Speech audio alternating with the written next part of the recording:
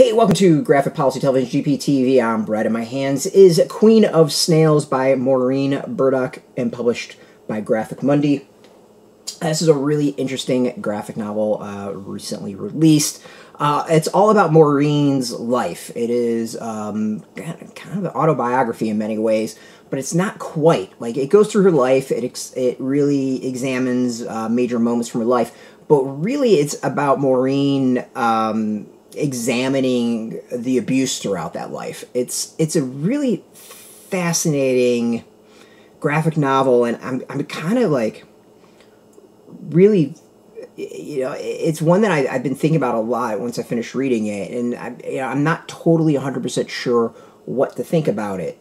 It feels like someone opening up their journal and illustrating it. It's raw, it's honest, it's hard to read, it's a lot to take in, and in many ways it just feels like someone kind of venting and, thought of like their life growing up and the abuse they endured. So Maureen was born in Germany. Her parents had an abusive relationship. Her mother eventually kind of runs away and takes Maureen with her to the United States.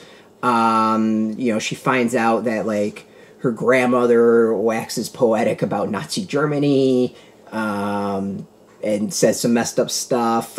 She was abused by an uncle. Of course, kids made fun of her in school. She's also a lesbian, and this is, like, 70s and 80s when that's not quite, super acceptable. And she talks about what's interesting is, like, the generational trauma. There's trauma passed down from the women in her family, generation. And I think it's a really intriguing thing. And I'm not quite sure while the graphic novel touches upon it, I'm not quite sure it really nails down that concept enough. To me, it's a really interesting thing of generational trauma. And it's not something that, it's something that feels like it's just kind of become a thing. Like, it's existed obviously forever, but I know it as a term. It feels like it is something it comes up more and more than, like, when I grew up. It's not something I, like, remember before 35. So it's kind of a fascinating graphic novel. Like, as she goes through her life, she explores kind of key moments, but like characters in a way. Her experiences. And it's just really kind of just, like, out there. It's depressing in many ways. Like, this isn't really a graphic novel where you get to the end and you're like, yay, you overcame and you did this huge thing. Like, it's a kind of like, I'm messed up and I'm still messed up and I'm kind of dealing with it feel to it. And to me, that's what's really interesting, is it really just feels like an illustrated journal. Not even a graphic memoir, just a journal. And I think for many people, they'll find solace in it, and they'll find a way to connect and be like, hey, I recognize this in myself, or I went through this too, and, find something to connect on that. But for me, it's just, it was interesting, but at the same time, like, it was interesting. Like, it's not something I'm going to go back and read. It's not something I think I would recommend to tons of people. There's nothing that really jumps out at me that goes, oh, that's super interesting. Super, like, really to, like, recommend, but at the same time, like, it's an interesting read, and I think partially it's just interesting of reading something from someone that's so raw, so truthful, so put out there.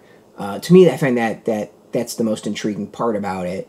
But overall, I mean, it feels like therapy in graphic novel form, which is interesting. Like, it really is interesting, because the Graphic Mundi does a lot of, like, health stuff, so it fits, but it, other than kind of dancing around generational trauma and some abuse and working through abuse and all that, like, it doesn't quite, it's odd. Like, I think you can kind of get the vibe that I'm going with.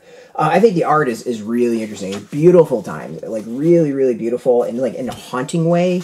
A lot of the images and imageries feel like something, like, out of a dream. The art is gorgeous and really you know, that to me is it's a fascinating thing. You could probably sit there and examine and really debate the art for quite some time. We'll just leave it here. We'll leave it at that one. But overall, like it's a really odd graphic novel. Be honest, like it's, you know, it's a exploration of home and exploration of like one's experiences and how it impacts them. You know, recognizing abuse growing up, recognizing generational trauma, like all this stuff. There's a lot to it to like take in. But yeah, like it's just, it's a series of growing up, but it doesn't ever really feel like a narrative, if that makes sense. It's like, hey, here's all the abusive events, but it never quite ties it together. Just like, hey, here's the reason I am the way I am, a kind of sort of way. And, you know, towards the end of just like, you know, here's where I'm at now and my life. So it's intriguing. It's really intriguing. Yeah, out now. You can go get it. It's in shops and I think in bookstores as well. We have a link beneath this video. Put in your zip code. Tell the comic shops near you. No shop, no problem. We do have some links where you can purchase your own. There'll be affiliate links, so we get a small percentage by doing that. You'll support our site, so thank you. And speaking of support, I want to thank Graphic Mundi for hooking us up with the review copy. And of course, thank you all for watching. If you are into comics, check us out every single day at graphicpolicy.com. We're on Twitter, Facebook, YouTube, Tumblr, Instagram, and TikTok, all at Graphic Policy, keeping it nice and consistent. Until next time, keep reading those comics and keep it geeky.